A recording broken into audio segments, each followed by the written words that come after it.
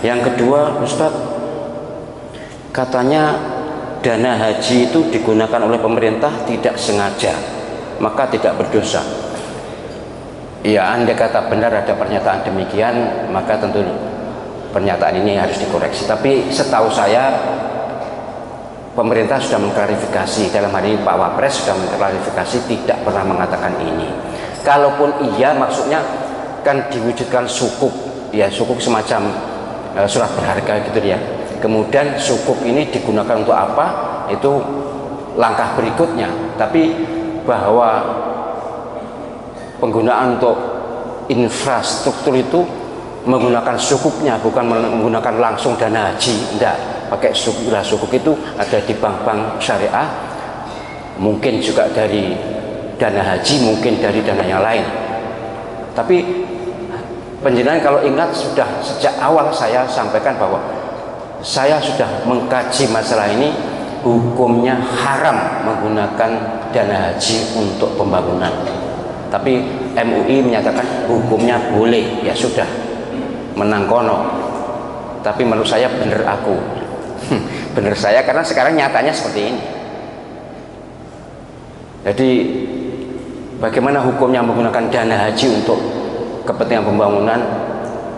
Ya haram, tidak boleh. Tapi kalau dana haji itu digunakan dikembangkan supaya bisa membantu jamaah haji yang biaya sebenarnya tidak 35 juta, itu boleh. Tapi kalau langsung digunakan untuk infrastruktur misalnya, itu kan belum tentu menguntungkan. Di samping itu baliknya kan lama. Padahal haji itu tiap tahun ada yang berangkat. Maka dana haji yang ada di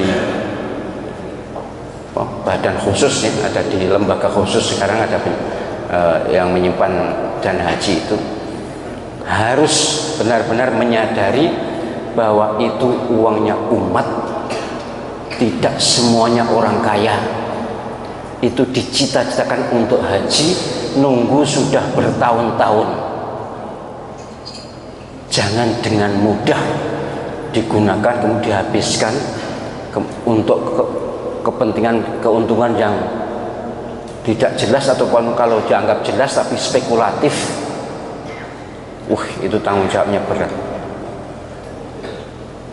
Ya sesungguhnya apapun alasannya, pemerintah begitu cepat menyatakan tidak berangkatkan haji, itu juga saya nggak setuju juga. Tapi apapun dibuat, mereka punya otoritas.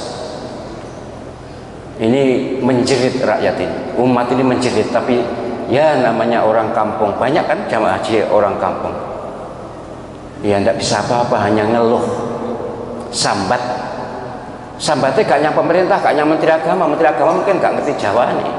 Sambatnya ke saya, banyak sekali ke saya. Gimana Ustadz ini, bagaimana?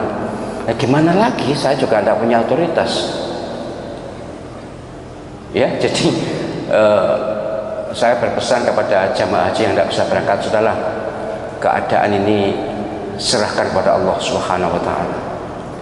Jika pemerintah melakukan itu benar-benar demi umat, demi keselamatan umat, ya relakan. Tapi jika ini sekedar alasan, terserah Allah SWT.